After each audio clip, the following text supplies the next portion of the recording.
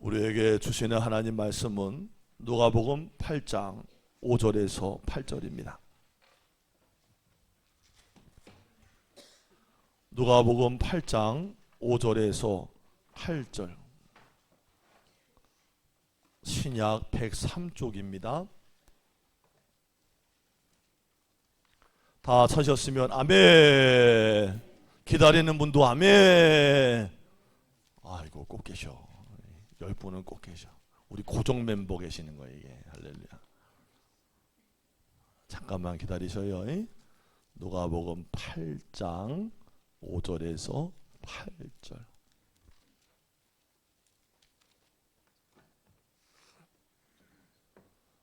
자, 한 목소리로 읽으실 때요, 천천히 읽습니다. 시작. 씨를 뿌리는 자가 그 씨를 뿌리러 나가서 뿌릴새 더러는 길가에 떨어짐에 밟히며 공중의 새들이 먹어버렸고 더러는 바위 위에 떨어짐에 싹이 났다가 습기가 없으므로 말랐고 더러는 가시 떨기 속에 떨어짐에 가시가 함께 자라서 기운을 막았고 더러는 좋은 땅에 떨어짐에 나서 100배의 결실을 하였느니라. 이 말씀을 하시고 외치시되 들을 귀 있는 자는 들을지어다. 아멘.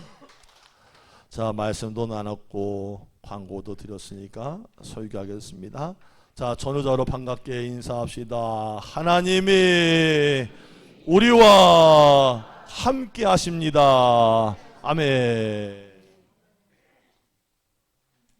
여러분, 사람들이 엉뚱한 곳에다가 물건을 갖다 놓고 나름 보관했다고 생각을 하고 물건을 찾고 막 애쓰고 헤매는 데만 1년에 얼마나 시간을 쓰는 줄 아세요? 그 헤매고 찾는 거 시간이요, 1년에 얼마나 쓸까요? 얼마 쓰실 것 같아요? 76시간을 쓴대요. 통계요. 근데 그래도 그럴 것 같아. 막 그냥 핸드폰 대신에 막 여기다가 TV 리모컨 들고 나와가지고 막 핸드폰을 어디 갔다니 그러고 앉았고, 며칠 전에 집사람이 나 핸드폰 없어졌어 내가 그랬더니 알고 봤더니 내 걸 자기 주머니에 넣고 나갔더라고.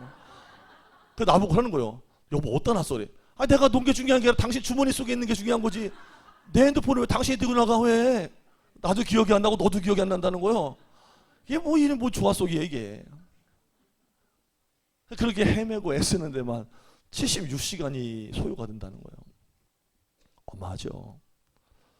그런가 하면은 자기가 중요하다고 생각하는 것을 보관하거나 저장하는데 자기 일의 26%를 사용을 하지만 자기가 보관했던 그 중요한 자료 중에 실제로 내가 다시 찾아서 쓰는 것은요 56%에 지나지 않는다는 거예요. 인간이 참 보면은 쓸데없는 짓을 많이 해. 옆 사람과 인사합시다. 쓸데없는 짓 말고 쓸데 있는 짓 좀 합시다. 아멘. 또 이게 부부가 앉아가지고 너무 세게 하면 안 돼. 너 얘기잖아. 쓸데없는 짓 좀 하지 마. 이러지 말고 그냥 다 똑같다는 얘기. 우리끼리는 다 너나 나나 다 똑같다는 얘기요. 우리가 지식을 구하기 위해서는 자꾸 뭔가를 조금씩 더 해야 되고요. 지혜를 구하기 위해서는 가지고 있는 것 중에 자꾸 내려놓고 버리는 훈련을 해야 되는 거예요. 인생이 그렇잖아요. 여러분, 오늘 우리가 읽은 누가복음 말씀을 통해서 안 되었고 또한 다 내려놓아진 부족하고 연약한 우리 인생 가운데 찾아오셔서 열매를 맺게 하시는 하나님의 은혜를 좀 나눠보려고 그래요. 먼저 5절 말씀이에요. 5절 읽읍시다. 시작.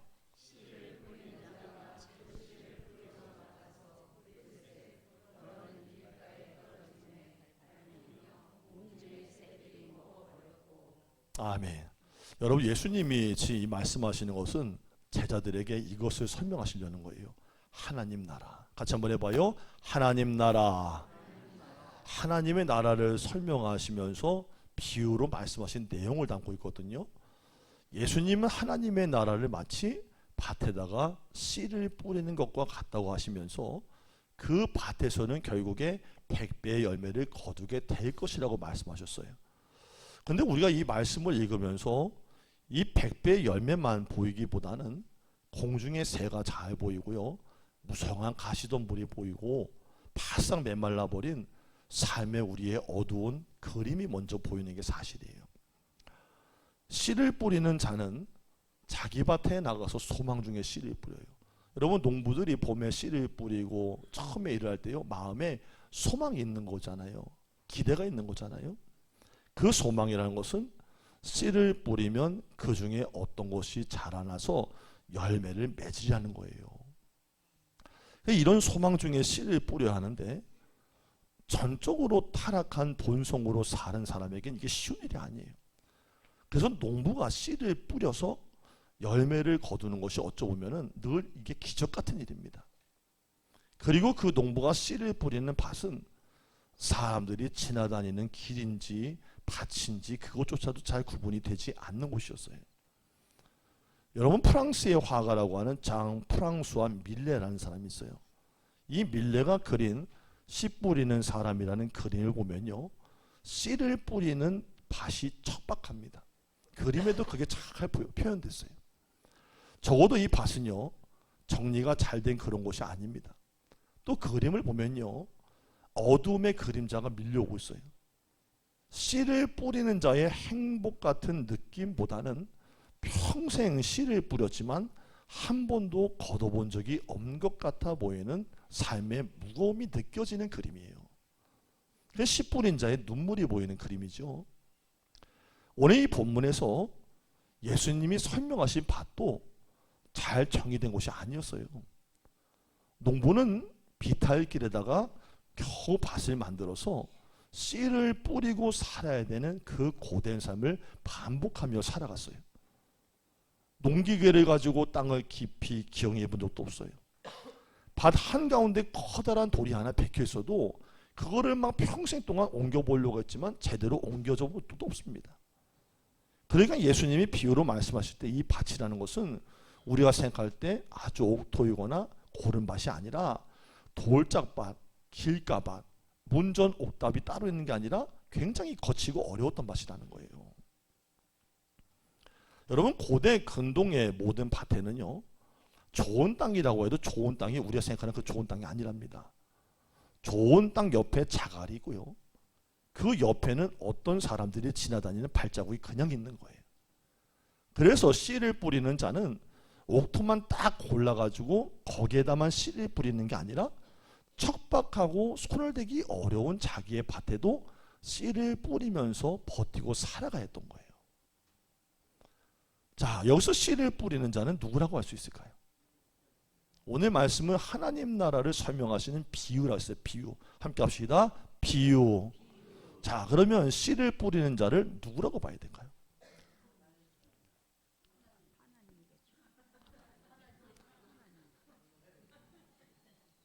하나님이 하나님이 씨를 뿌린다는 거예요. 근데 하나님은 세상에 좋은 곳, 준비된 곳, 준비된 영혼, 예수를 믿을 만한 마음에만 씨를 뿌리고 계시는 게 아니라는 거예요. 여러분, 하나님은요, 인자하신 분이고, 써 있는데 엄청나게 크게 아멘할 거라고. 하나님은 인자하신 분이고, 하나님은 사랑이 무한하신 분이고, 그분은 긍휼로 기다리는 아버지가 되십니다. 이게 하나님 보실 때는 좋은 곳에만 뿌렸던 게 아니라는 거예요. 자기의 백성들이 아직 죄인 되었을 때 찾아가셔서 그 마음에 돌이 있든지 걸림이 있든지 아니면 메마를 수밖에 없는 삶의 조건들을 가지고 있더라도 그들에게 계속 씨를 뿌리신다는 거예요. 이걸 무슨 말로 표현할까요? 여러분, 이런 경우를 뭐라고 말할까요? 우리 교회에서 많이 쓰는 단어 있죠.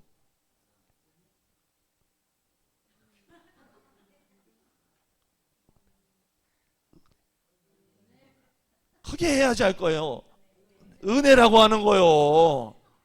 여러분, 만약에 여러분 밭이 있고 논이 있는데 되먹지 못한 거, 되지 않는 거, 수로가 막혀서 썰도 못한 썩는 땅을 어떻게 할 거예요? 네이씨, 야이씨, 덮어버려, 갈아버려, 이럴 거 아니에요. 그런데 하나님은 안 그런다는 거지. 이것을 하나님의 은혜라는 거예요. 은혜.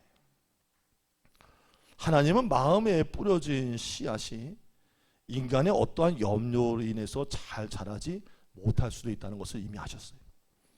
밭을 보는 순간에 어떤 밭은 옥토가 아니라는 것을 아시면서도 씨를 그냥 뿌리는 것이 씨 뿌린 자의 행복이었다는 거예요.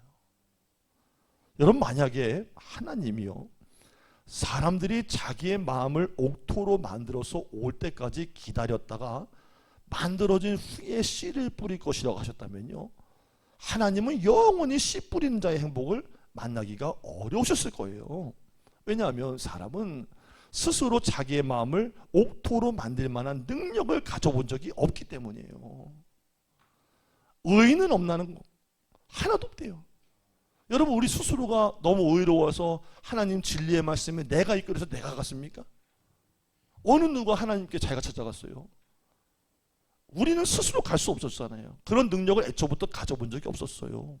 이와 마찬가지로 자기 백성들이 준비가 됐을 때 하나님이 그때 찾아가서 내가 너희들이 준비가 되면 출애굽을 시키겠다 하셨다면 이스라엘 백성들은 지금도 여전히 애굽에서 종으로 그냥 살아야 돼요. 언제 그날이 와요? 우리가 준비될 때 하나님이 일한다고 하셨다면 우리는 하나님을 만나는 것이 영원히 불가능한 일일 수 있었을 겁니다. 만약에 인류가 하나님의 아들을 받아들일 만한 조건을 만든다면 그때에 가서야 예수님을 보내신다고 하신다면 구원을 받을 사람은 아직까지도 한 명도 나오지 말아야 되는 겁니다. 우리는 그럴 수가 없습니다. 그런데 하나님은 우리가 아직 죄인 되었을 때 우리 안에 찾아오신 거예요. 로마서 5장 8절을 여러분들 예배드리고 집에 가시다가 한번 읽어보세요. 눈물이 그냥 쫙 될지어다. 눈물이 그냥, 다른 표현, 눈물이 그냥 주르륵, 눈물이 또 그냥 왈칵. 할렐루야.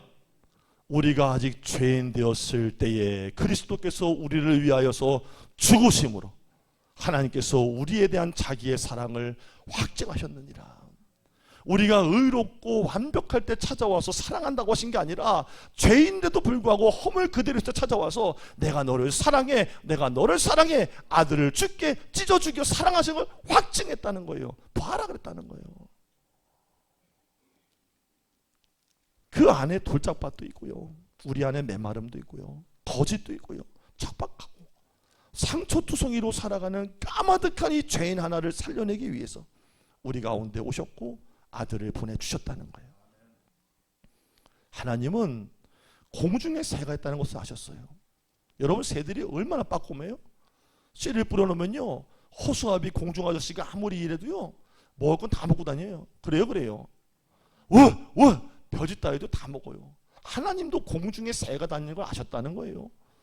곳곳에 상처투성이로 살아가고 있는 척박한 환경도 아셨다는 거예요. 자기의 백성들이 자신을 배척했다는 것도 아셨고, 그 중에 어떤 것은 가시덤불처럼 하나님의 나라를 방해할 수 있을 수도 있다는 것을 아시고 계셨다는 거예요. 그럼에도 불구하고 계속 씨를 뿌리는 게 바로 농부 되시는 하나님의 행복이었다는 거예요. 이러한 하나님의 행복을 저와 여러분도 경험하게 되기를 바랍니다. 이미 우리는 하나님의 행복을 경험하고 긍휼을 경험한 사람들이에요. 우리가 아직 죄인 되었을 때에 어떤 준비도 제대로 된 것이 없을 때에 하나님이 나를 찾아와 사랑하셨다는 것을 체험적으로 아는 사람들인 거예요. 그럼 지금은 달라졌나요? 저는 교회를 다녀도요, 목사인 저부터가 부족함을 느껴요. 여러분, 목사님 보면 목사님 완벽해 보여요? 그러면 그렇다고 아니면 아니라고. 그런 것 같기도 한데 아닌 것 같다고 하다 아멘. 대답을 못하겠죠. 할렐루야. 그런데 정확한 대답이 하나 있어요. 아직 멀었어요. 말씀을 그렇게 읽고 기도해도요, 하나님 보실 땐 내 속에 내가 너무도 많아. 너무 많아. 내 안에 척박함, 내 안에 죄성, 남들이 보지 못하는 깊은 곳에 걸림이 있어요. 그래도 그야말로 엉망진창이었던 내가 목사로, 장로로, 권사로, 집사로, 성도로 살게 되는 것은, 이나마라도 살 수 있는 것은 하나님의 은혜고 긍휼 때문입니다. 자, 6절 말씀 이쯤 되면 한번 읽어줘야 돼요. 좋으니까 정신 차려야지. 자, 6절 시작.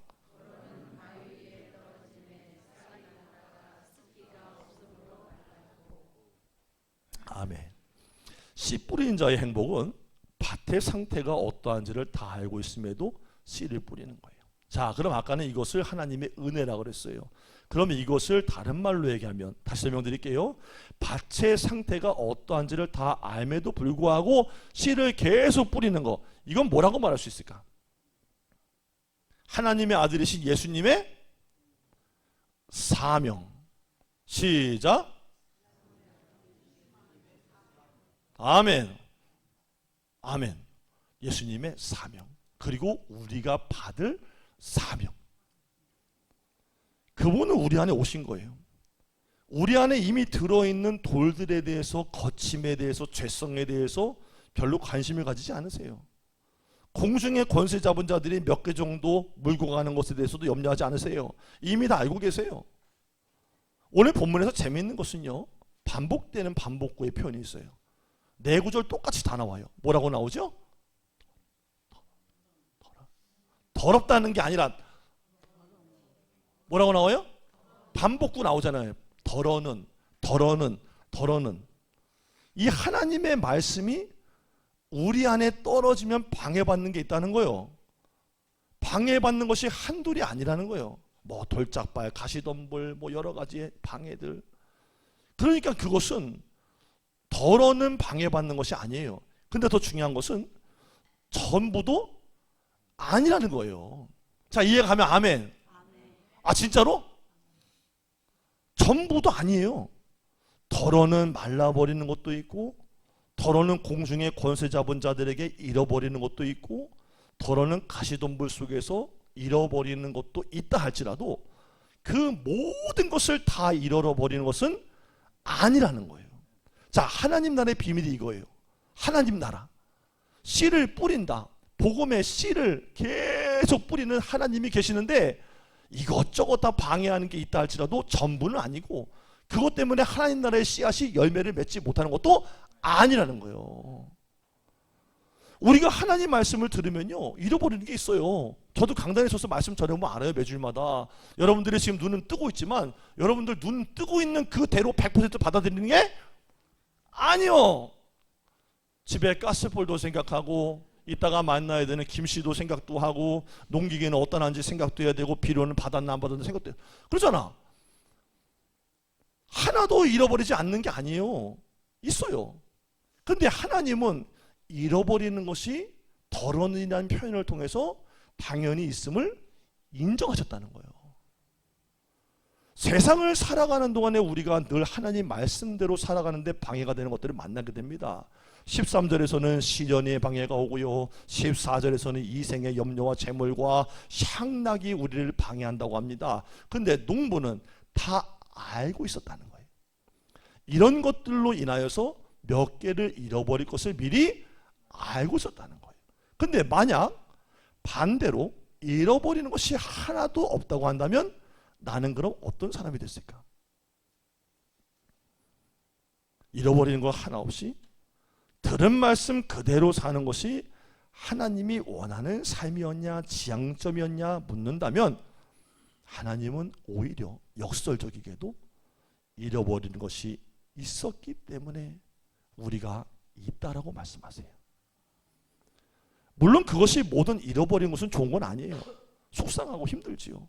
여러분, 농부가 자기가 뿌린 씨를 까마귀가 입에다가 물고 가는 걸 볼 때 기분 좋아할 농부가 어디 있겠어요? 그럴 수 없잖아요. 그것은 분명히 속상한 일이고 탄식이 나올 법한 일이고요, 때로는 에이 농사 때려치자 못하겠네 이러고 포기할 일입니다. 마찬가지로 씨앗인 말씀을 잃어버렸는데 하나님이 그것을 나의 행복으로 삼겠다 할 수는 없는 거예요. 그래서는 안 되지요.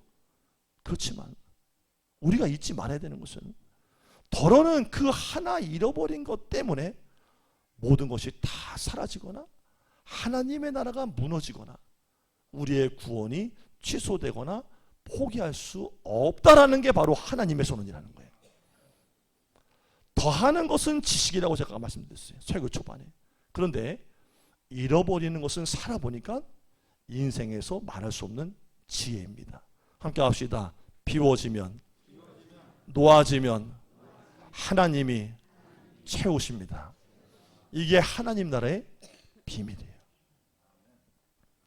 씨 뿌리는 그분이 이미 덜어는 잃어버릴 것을 다 아시고 씨를 뿌렸다고 말씀하십니다. 그래서 오늘도 우리는 나의 완벽함과 완전함을 붙들고 사는 게 아니라 언제든지 채우시고 함께 하실 하나님의 은혜만을 붙잡아야 합니다. 자, 8절 말씀 읽습니다. 시작.